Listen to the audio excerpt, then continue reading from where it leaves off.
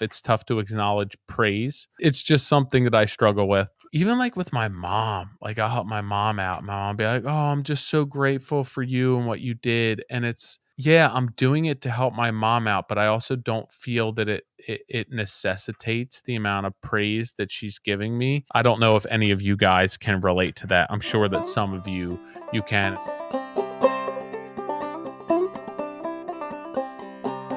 What is up? Time for another midweek Modern Craftsman. Hope everyone's having a good week. We are having some beautiful, beautiful weather here in New Jersey.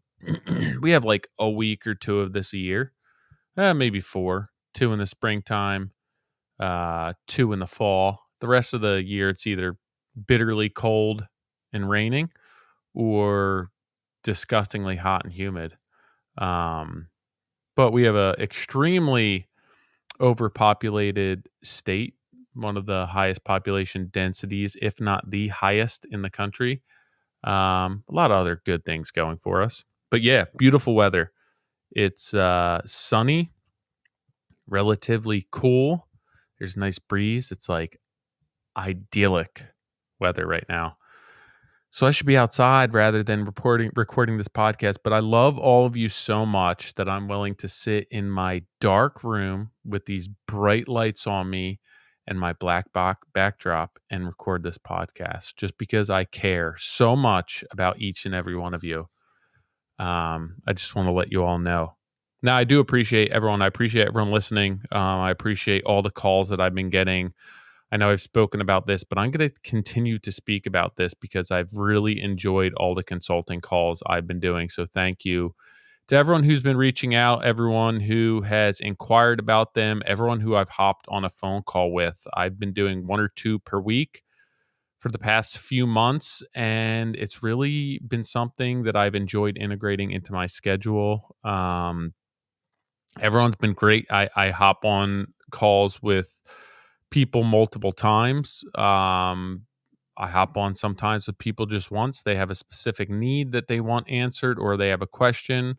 But it's really, really gratifying to see and hear back from people after I speak with them about how they've integrated things that we've discussed or spoken about into their business and how it's changed their business or changed their life. And these are not things that are high level. A lot of these, it's just casting light on issues within their business that really are not sustainable. And being a small contractor, a small business, there's so many things that we do as contractors that we feel we're expected to do because every other small owner operator or small outfit is doing that. And I decided a few years ago after getting sick from working too much that I didn't want to do that anymore. And it's been for the best from a profitability standpoint, from a mental health perspective. There's so many reasons why it's been really great for me and for my business. But it's really been nice to be able to share that with other people who have wanted help or who have struggled or who are just in a bit of a rut or hitting a plateau where they're not sure where to go with their business and they want to know, do they scale? Is there opportunity for higher profit margins? So it's been enjoyable. So I wanted to say thank you to everyone who's reached out and scheduled something. If you want to schedule something, as I mentioned, I'm very limited with time as far as how much I can devote to these. So I'm usually doing 1 or 2 per week. I'm doing them for the most part on my off days, which are Tuesdays. If there's a random time that may work for you, I might be able to work around that, but they're typically during work hours. But Tuesdays in the morning until podcast time, I'm in the office, and I have been enjoying the time spent speaking to people one-on-one rather than speaking to myself like this. The back and forth sometimes is enjoyable. But yeah, shoot me an email, tyler@trghomeconcepts.com, and hopefully we can set something up. Speaking of speaking, I want to talk a little bit about getting outside of your comfort zone. I think that there are things in life that make people uncomfortable. There are things that make me uncomfortable, things that make my kids uncomfortable. And they're not always the same. Sometimes They get better, sometimes they get worse. Sometimes no matter how much you do something, it's still uncomfortable for you and it's not easy for you and it's a struggle for you. And I think it's important to keep at it even if it doesn't get easier. Um, I'm not sure what it might be that makes you uncomfortable. It could be social settings. I know for me, that's tough. It could be meeting new people. It could be discussing your business. It could be relationships. It could be going on estimates. It doesn't even have to be business related. It could just be general social anxiety. It could be hands on, a task that you really struggle with. It could be getting to emails on a timely manner. I'm not sure what you struggle with or what's uncomfortable for you, but I know what is uncomfortable for me, and I understand how I uncovered this and how I got here and what I do to address that and hopefully assuage the issue a bit, although it's still a struggle all the time. All the time. Um, so I remember in college, I did two internships through Drexel, and they had an interview stage where you would go and it'd be basically a job fair. There'd be all these companies, and you would go like interview with all these companies. And there was nothing that produced more anxiety in my life than this, sitting down for an interview.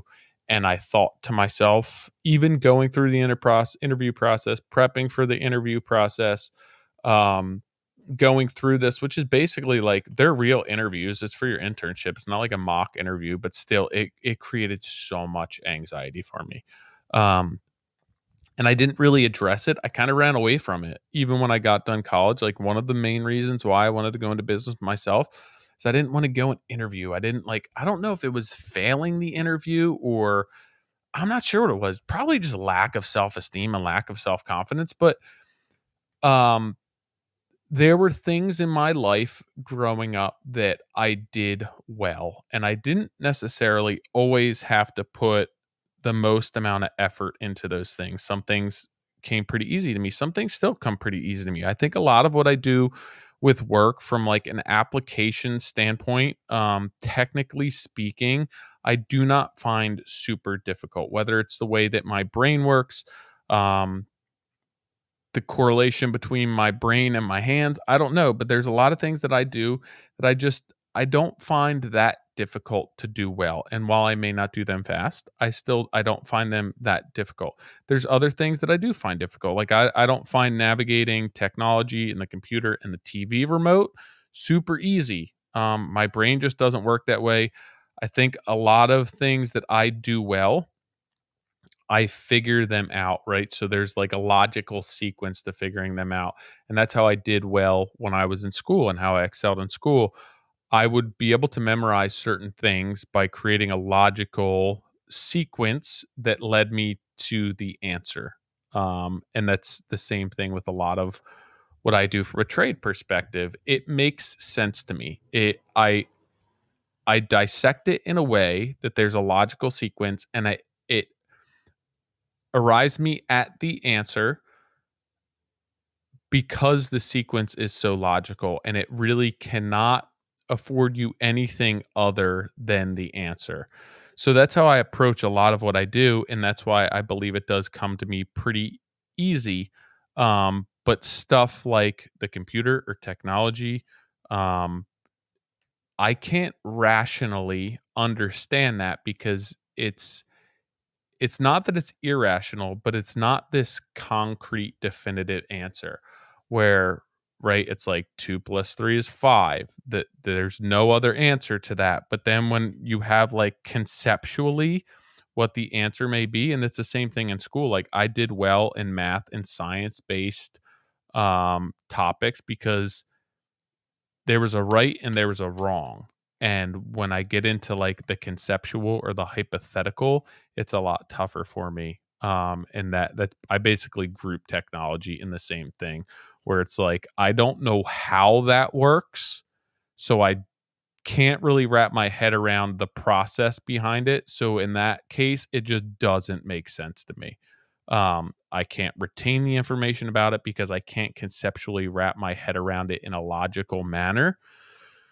So those are things that I struggle with and things that I don't struggle with. But this interview process created so much angst for me, and I couldn't wrap my head around it. I really struggled with it, and it made me very uncomfortable, and it made me so uncomfortable that I didn't want to go and do the interview process after college. And I figured it'd be easier, one of the reasons to start my own company, not realizing that I would essentially be going on an interview every time that I met a customer for a job. But I remember starting my own business and thinking, like, how am I ever going to show up when somebody gets a hold of me to go walk their job or meet their job and answer questions? And I would just like lay there in bed thinking about, how are you going to do this? And I would stay up just anxiety ridden about this. And it wasn't until later in my life that I realized, like, a lot of that anxiety manifests itself in different ways in my life, but a lot of it is around um the social aspects of life, right? Where it's like, hey, you have to go meet a new person, or you have to go to a material supplier where you've never been, or you have to call somebody on the phone to ask them a question, or you have to interview somebody. um, all of these things I realized later in life I struggled with for a while. Like as a young adult, I think I did all right in like elementary school, middle school, high school, because there were things that I did really well that I excelled at that created a lot of self esteem for me. And I rode that wave. Then when I got into college, and everyone in college did well, everyone I was surrounding myself in college did well in school. Everyone who you surround yourself in sports in college did well in college. So now, like, you're not standing out. You're not different. You're average at best. And I didn't realize that I didn't understand how to deal with that. So like the interview process, I wasn't confident in myself that I was going to get the job. So I struggle with it. Um, Going on estimates and putting out bids for customers, I wasn't confident in my work. I wasn't confident in my process, that I wasn't confident going and walking onto jobs and interviewing customers. And I didn't realize that this lack of self-esteem or this lack of confidence were really the reasons that I felt the way that I did. And that a lot of that continued to grow and become just more generally socialized anxiety, where it's like, hey, we're going to go out with this other couple. You don't know them, or you don't know their husband. Hey, we're going to go out to dinner with six of us. Hey, we're going to go out on this networking event. Created and still creates anxiety for me. And I know that that's probably insane to hear because so much of my business at this point is based around meeting, excuse me, one sec here. Sorry, I had to clear my throat. So much of my business and what I do now, like I'm sitting on a podcast talking. I interview people on a podcast with Nick. We go and we travel and we speak to hundreds of people. Um, I meet new people all the time. I'm introduced to new people all the time. You step in front of a camera. So much of this is so far out of my comfort zone that I sometimes have to pinch myself that this is what I'm doing. And it's still a struggle for me. There's things that are easier, and they're generally the more objective things where it's like, come on and teach this on film. Super easy because I'm just teaching facts. But then, like, if I'm having a conversation with somebody about business or a podcast interview, it's generally factually based. Where I struggle is like, let's go out to dinner with four people and you're gonna have small talk. Where I'm like, there's no facts here. I'm gonna have trouble just small talking and creating conversation about nothing. Like I can have a very well-rounded, dynamic conversation with somebody when there's substance there, but when there's no substance there, I'm just not the best at like, hey, let's just beat around the bush and talk about nothing.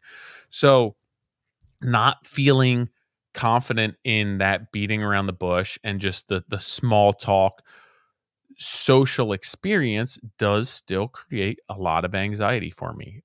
When I get in large groups of people where I don't know the people, even if I do, I'm generally not the most outgoing and the most outspoken person.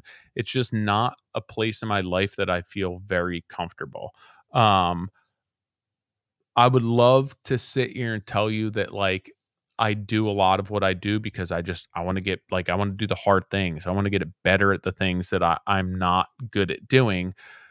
But realistically, I think that I'm here because I was led here. My work led me here. The relationships that I built led me here. Um,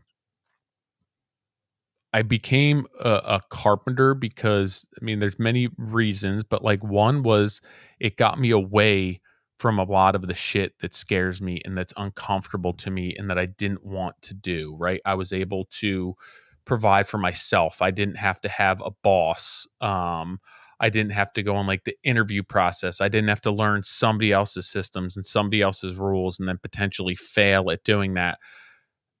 And I thought that what I was going to do was going to be an easier path. But what I've learned over the years is that like the path that I took was probably a lot harder. I was running away from one thing and then just getting smashed in the face with another that actually was a good thing because all those social anxieties and the fears that I had to face, and they weren't necessarily by choice. I ran away from them in one manner, and then I was faced head on with them in another manner.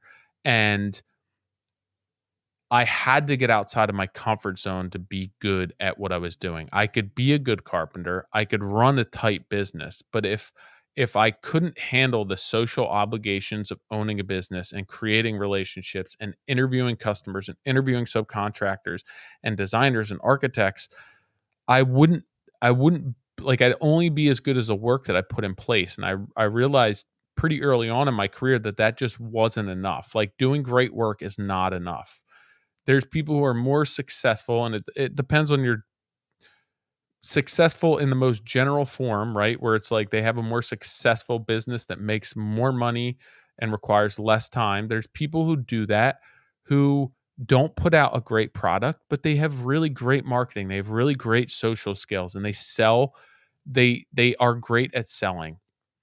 And I realized that like just doing good work may not be enough for me if I'm not personable, if I can't speak to people, if I can't instill confidence in people who are working for me or my customers who are willing to hire me. If I can't sell the jobs, it doesn't matter how great my work is. Like I'll still get hired for some by some people, but I'm limiting myself.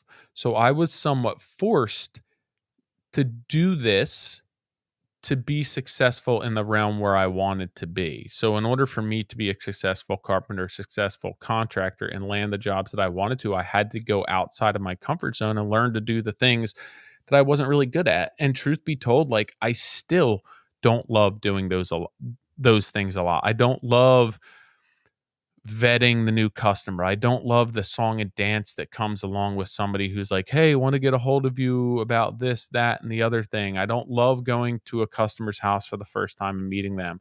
It's gotten easier over the years, but I still don't love it. Like that's not the part of the job that I love, and it doesn't necessarily come naturally to me.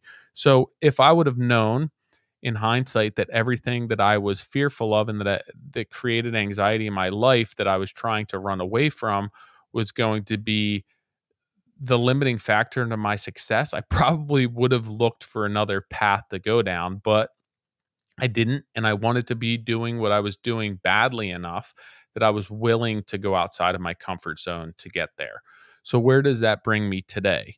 Um, the podcast has become easier for me. I like the fact that Nick is a co host on there because if there is dead air or there's just the superficial conversation where I cannot dig into the guest in a very constructive or practical manner, Nick can fill in. Nick's really good at the socializing aspect of it, of the networking aspect of it, of creating conversation out of thin air without asking these really deep, engaging questions that to me keep my mind locked in on the conversation. When the conversation goes to just very superficial, kind of BS convo, hey, what do you do? What's this? Hey, how many kids you have? Like that to me is when I'm lost and I don't know where to go with the conversation. I would rather dig into something really meaningful and take a deep dive on that than just the superficial BS. So I really enjoy having Nick on for that.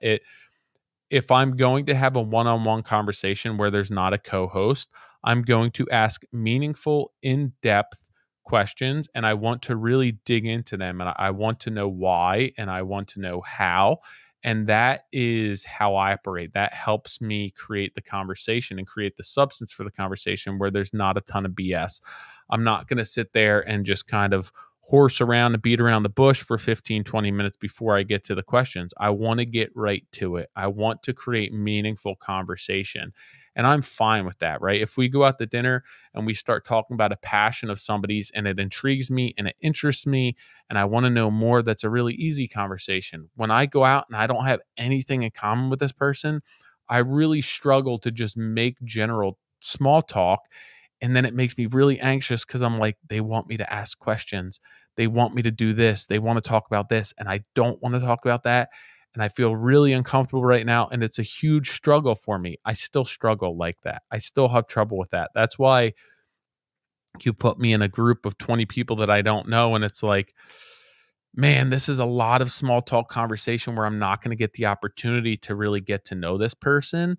And for me, that's difficult. I would be far better off in a group of 2 to 3 people or one other person that has something in common or something that interests me, or I have something that interests them, where we can dig into some substance and have a real conversation. Um, so I think that that's where a lot of the anxiety stems from. And a lot of times with meeting new people, it is that song and dance. It's trying to find like what the limit is, what you can speak about, what their interests are. And it's very awkward, forced conversation for a lot of it. And that makes me feel really, really uncomfortable and really anxious. It's like a first date where you don't know what to say. Um, so yeah, I've gotten better at that. But I really still like to stick to practical, useful, tangible conversations than small talk and everything else. But I've had to work on that. Like I've had to put myself in those positions, and I've been led into those situations, into those positions through work, through the podcast, through networking, through partnerships that I developed. And I think that a lot of people would probably be surprised to hear that I feel that way and that I'm not like the most social person and I'm not the most outgoing person. I know that um especially with like it's literally called social media, and I'm not interacting with so many people on social media. Like I keep to myself. I do post my stuff, I do share my opinion, but I'm not like always engaging and responding to DMs. Like I still like to have my fence, my barrier. I still like to not have to engage with everyone. I also, and I was listening to a podcast, or actually it was a radio conversation this morning where the guest was discussing how he found it really difficult to accept love from people. He was an actor. Um and it wasn't that he was unable to be loved. It was just like he still didn't understand after all these years how what he was doing was different or special. Like he understood it was different and he had talents that were um maybe exclusive to him versus other people, but he didn't understand how that resonated so deeply with other people that it changed their lives or it affected them in a way that they felt they had to share it with him.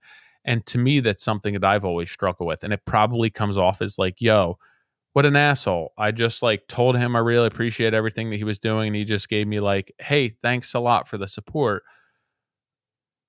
And I feel the same way a lot, right? Where somebody like expresses this sincerity to you about what you're doing, and like you've put your heart into what you're doing so much, and you've expressed yourself so much. And although it's going out to the world and it's living in this social world, it still is like held closely to you, and it's still private to you, and it's still your hard work and all of your hard effort. And you're kind of doing it for you and sharing that with other people along your journey, but it's not necessarily meant to directly share with them. And I think that that is somewhat of the struggle with me, that it's like I'm putting this out there for all of you to like hopefully benefit from and hopefully learn from. But it's easier to do that one-on-one, like on the consulting calls, to do that, and then for somebody to say, "Hey, I really appreciate you taking the time." Like, I spent the time devoting and really shaping that conversation directly to you and to your life and what your wants and your needs are. And yeah, I can accept that appreciation, and yeah, you're welcome. But then like when I'm putting something out on the internet and it's solidifying what I feel and what I hope and what I want out of my business, and then that speaks to 10,000 people, and these people DM me and they're like, "Oh man, that really resonated with me." I'm very grateful that it did, but I also, it's like it's somewhat personal to me, and it may be hard to explain, but it's like I don't feel that I did anything that demands you to be grateful of me for that, because at the end of the day, I didn't necessarily carve time out of my life specifically for you. So while I'm like super grateful of that, it's weird for me to be like, "Hey, you're welcome." Like, I did it for you, when realistically, I kind of just did it for myself, and I put it out there to reaffirm my beliefs and to show people what I am doing and what my process is and what I believe in, but it wasn't necessarily for you, although it was for you. That's probably super confusing. Um, but I can relate to that, and that does also create some angst. And sometimes what I put out there is like, hey, this is like, I want to hold this close to me, and I want to, but I also want to share this with everyone. And at the end of the day, sometimes I'd rather just put stuff out there and people be like, yeah, like this is great. I really appreciate this, and I'm going to keep this to myself. Um, it's just something that I struggle with. It is tough. It's tough to acknowledge praise. A lot of times I feel that by even like with my mom, like I'll help my mom out. My mom be like, "Oh, I'm just so grateful for you and what you did." And it's, yeah, I'm doing it to help my mom out, but I also don't feel that it necessitates the amount of praise that she's giving me, and it makes me feel somewhat uncomfortable, where it's like, just let me do what I'm going to do and then just accept it and be okay with it. And I don't need you to constantly reiterate how thankful and how grateful you are. And I know that it's just showing appreciation, but sometimes it's hard. I feel as though people are patronizing me just for the sake of patronizing. My mom's just being my mom. And that's tough for me. I don't know if any of you guys can relate to that. I'm sure that some of you can. And after listening to this conversation, which was actually surprisingly with Pauly Shore, but listening to this conversation, I was like, I can totally relate to that and how he feels, um, and that it's a bit odd to get some of the credit that you receive from people for something that you put out that was just like you doing what you do. And it's speaking to them in a way that like you kind of wanted and you kind of intended, but at the same time it wasn't necessarily created specifically for that person. So the fact that they're thanking you sometimes can get awkward. Enough of that. So yeah, I've always struggled with like the social aspect of things, right? If you go out to a party, and there's a ton of strangers there and a ton of new people, like I'm not going to be the person that's going to go around to speak to everyone. If I'm in an Uber, my Uber driver wants to talk to me, I'll have a conversation with them, but I'm not going to be the first one to open up a conversation. I don't know if I've ever had a conversation with somebody sitting on a plane seat next to me It's very uncomfortable. We are here because we are on a plane. If you have a conversation with me, I will indulge you and I will speak with you and I will treat you kindly, but that's just not my area of like speak. That's not somewhere where I would just open up a conversation. I put my headphones on, put a neck pillow on, and go to sleep. Uncomfortable situation for me. I'm not the most socially outgoing person again, but my life has led me here. My business has led me here. Sometimes that it can come off as me being somewhat introverted, but it's not due to me feeling a certain way about anything other than just like sometimes I'm uncomfortable in those situations. And if I don't have anything productive or constructive to offer, I just won't necessarily do that. I won't engage just for the sake of engaging. And then I'll meet people who will go and they'll be in the grocery line and have a full-fledged conversation with the person next to them about something, laughing and like just connecting on a way where sometimes I'm envious and then sometimes it actually gives me anxiety and makes my hands sweat because I'm so far from that and it would make me so uncomfortable doing that I'm like, I am not like you at all, not in the least bit. But that being said, on my way home from Minnesota the other week, there was a lady who was actually an environmental scientist from like northeast Minnesota along a lake. I forget the name, but she was speaking. She started asking me about my tattoos, and I had like a great conversation with her about getting tattooed. Um, that led to her kids looking at colleges, and I'd gone to Drexel and her son wants to be an engineer and if I'd recommend it, and then like telling her to have a great safe flight and maybe I'll get you on the podcast to talk about sustainability with construction and your environmental science degree. So like it turned into something else, but she started that conversation and it started with a substantial conversation and a topic um, that was more than just like, "Hey, what do your tattoos mean?" She asked me like a specific question if I've ever gotten any traditional style of this tattoo and that it's prominent in the area that she lives, and if I was ever interested, that I should check this out. And it was really cool. And it wasn't very surface level, and that led to a longer conversation. That was fine. I actually enjoyed the conversation. She's a super nice lady, but that's probably something where 5, 10 years ago I would have clammed up. If it weren't for my career, if it weren't for the podcast, I would have clammed up and I wouldn't have afforded myself the opportunity to get to know this lady a little bit more, even if it's just in passing in the security line in the airport. So I think it is really important to get outside of your comfort zone.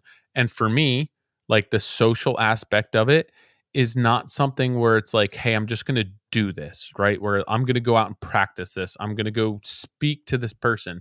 It's almost this byproduct of my career. So I embrace it and I accept it and I do my best to get better at it and to really just become a more well-rounded individual. And I think that if I told myself, "Hey, you just have to do this for the sake of doing it, like go speak to this person, emerge from your shell a little bit more in the social setting," it would be really hard to do. And I still struggle with that. But it's the fact that my business and my life brings me to the point that I am, and I'm in this position that I want to do it the best that I can. And I want to get better and I want to learn to do that better. And like, even this point in my podcasting career, I would be fine with hosting a podcast by myself. But if you were to ask me to do that 5 years ago when we had multiple guests, I wouldn't be able to do that. I wouldn't know how to do that. I would be fearful that I wouldn't be able to keep the conversation going. And at this point now, like I feel that I would do a pretty good job of that. Um, Ask me to go sit and have coffee with somebody to talk about nothing, I might struggle more. But an interview, I think that I can handle. But that's just about progressing. And I think so much of the anxiety and the discomfort comes from projecting what that's going to be, right? Like where it's, hey, if 5 years ago I was uncomfortable having a conversation or an interview by myself, and then saying, well, I'm just gonna do it to make myself grow. I think that it would have ruined the experience for me and I would have struggled with that. But instead, I let things unfold and naturally I gained the confidence, I gained the interview skills, and I gained enough insight and experience that I could hold down an interview with a stranger for an hour, 2 hours, and feel that it was a really good, constructive conversation. 5 years from now, I hope to be even better at that because of experiences that I put myself in or places that my life has led me, that have really gotten me outside of my comfort zone. And I don't necessarily run from those situations anymore. Um, I do embrace them, and I embrace them. I know my limits. I know where I'm comfortable. I know when I'm not comfortable. And I do limit my exposure as much as possible. If there's a situation that's going to make me uncomfortable, I have a way that I can get out of it, or I have a way that I can just kind of fall under the radar. And other people probably notice it. And it's not me being an asshole. It's just that's part of my personality. I wasn't always like that. But it's always helped me to have something that coerces me to work on the things that I need to work on to reach and obtain those goals rather than just say, hey, just go work on this for the sake of working on this, because then I'm going to struggle. And there's going to be the pressure alongside of that where it's like, hey, I want you to get better at having conversations with other professionals because you want to have a successful podcast and you want your business to grow and you want to provide for your family. Like for me, that's a lot easier than just saying, hey, I need you to be able to have better conversations with people. I want you to go to a coffee shop and sit down and start a conversation with whoever's sitting there waiting for the coffee. For me, I wouldn't be able to do it. I mean, I would be able to do it, but it would that's a lot tougher of a sell for me than like, hey, you want to have a successful podcast, you have to learn how to interview, and the success is going to be a byproduct of you getting better at this. And that for me is the sell. That's the motivation to get better and to actually embrace getting outside of my comfort zone. um, so that's what I wanted to suggest to all of you, and at least shed some light on that there's things in my life that I do on a daily basis that are very uncomfortable for me. There's things that I still work on. There's things that are so uncomfortable for me that I probably won't ever um, be able to fully embrace them, but I try. I don't completely shut the door on them. I leave the door cracked, maybe if it's something that I feel really strong on or something that really bothers me, and then I try and work on it and I try it. And if it makes my life worse in other aspects, then I'm okay with saying, hey, you know what? Maybe that's just not something I address at this point. And like the anxiety that produces and how it affects other areas of my life just is not worth me trying to conquer that beast right now. Where it's like, let's focus on the things that enrich my life, enrich my family's life, make me a better person, and make me enjoy what I'm doing or who I am or what every day brings a little bit more so. So I would definitely I would suggest that you guys and girls do at least try and entertain pushing the boundaries of your comfort zone a little bit. And I think that you're going to realize that you can go a lot further than you have, and try and align it with a goal on the back end where it's not just doing this for this sake, but realistically, like if I want to get better at this goal, then integrating this routine or this strategy into my life on this realm is going to help that. And then the pressure isn't necessarily on doing that, but on the back end of, hey, this my big goal is I want to get better at this, and this is going to lead me towards that. And I think that that can help you and puts a little bit less pressure on it and allows you to take the baby steps that you need to get out of your comfort zone. It doesn't always get better, it doesn't always completely absolve you of the anxiety and the uncomfortability, discomfort of doing the things that make you uncomfortable, but it does get a little bit easier. Um, and the more you do it, the more comfortable it gets, and the more consistent you remain, the more comfortable it gets. And I think that sometimes being comfortable in the uncomfortable can showcase your strengths more than anything else, and really showcase and unlock your true potential. So that's this week's podcast. get comfortable with pushing the boundaries of your comfort zone. I hope that this was helpful for all of you. Again, I appreciate all of the consulting calls. If you want to line something up, shoot me an email, tyler@trghomeconcepts.com. I'm only booking 1 or 2 per week. First come, first serve, usually on Tuesdays. If you want to set something up, shoot me an email. I do appreciate everyone who has reached out so far. It's been really great getting to know all of you week in and week out. And I'll catch you guys next week.